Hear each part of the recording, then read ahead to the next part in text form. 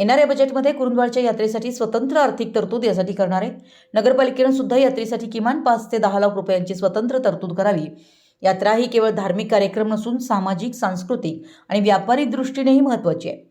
भविष्यात यात्रेसाठी स्वतंत्र आणि सुयोग्य जागेची व्यवस्था करण्याबरोबरच छोटे छोटे स्टॉल, स्वस्त दरातील वस्तूंची विक्री आणि शेती उद्योगाशी संबंधित प्रदर्शन भरवण्याचा प्रयत्न व्हावा. शहराच्या सर्वांगीण विकासासाठी यापुढेही प्रयत्नशील राहू असं प्रतिपादन आमदार राजेंद्र पाटील यड्रावकर यांनी केलं. कुरुंदवाड येथील कृष्णावेणीच्या यात्रेच्या उद्घाटन प्रसंगी आमदार राजेंद्र पाटील यड्रावकर बोलत होते.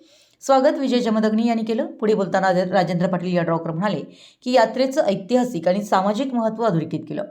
पूर्वी तालुक्यातील सर्वात मोठी यात्रा म्हणून कुरुंदवाडची ओळख होती. जनावरांचा बाजार, शेतीतील नवतंत्रज्ञान व साधनांची प्रथम ओळख याच यात्रेमुळे होत असे. त्यामुळे यात्रेमुळे केवळ धार्मिक नव्हे तर आर्थिक आणि सामाजिक चैतन्य निर्माण होत असल्याचं त्यांनी सांगितलं. कालांतराने यात्रेचं स्वरूप बदललं असलं तरी ती अधिक नियोजनबद्ध आणि आकर्षक पद्धतीनं बनवण्याची गरज त्यांनी व्यक्त केली.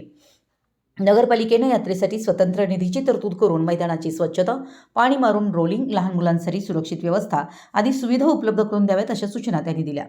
भविष्यात यात्रेसाठी योग्य जागेची व्यवस्था करून छोटे छोटे स्टॉल, स्वस्त दरातील वस्तूंची विक्री तसेच विविध प्रदर्शनांचं आयोजन करण्याचा प्रयत्न केला जाईल असं त्यांनी स्पष्ट केलं. नागरिकांनी दिलेल्या विश्वासाला पात्र राहून गावाच्या विकासासाठी सातत्यानं प्रयत्न करण्याचा निर्धारही त्यांनी व्यक्त केला. यावेळी रामचंद्र डांगे, नगराध्यक्षा मनीषा डांगे, माजी आमदार उल्हास पाटील यांची मनोगत झाली. याप्रसंगी उद्यान पंडित गणपतराव पाटील, दत्तवाडचे भवानीसिंह घोरपडे, माजी नगराध्यक्ष रावसाहेब पाटील, पंचायत समिती सदस्य बाबासो वनकोरे, उपनगराध्यक्ष दीपक गायकवाड, मुख्याधिकारी मनोज कुमार देसाई, रामचंद्र मोहिते यांच्यासह सर्व नगरसेवक व नगरसेविका, पदाधिकारी मोठ्या संख्येनं उपस्थित होते. आभार जवाहर पाटील यांनी मानले. मराठी एसटीसाठी कुरुंदवाडहून संदीप अडसूळ.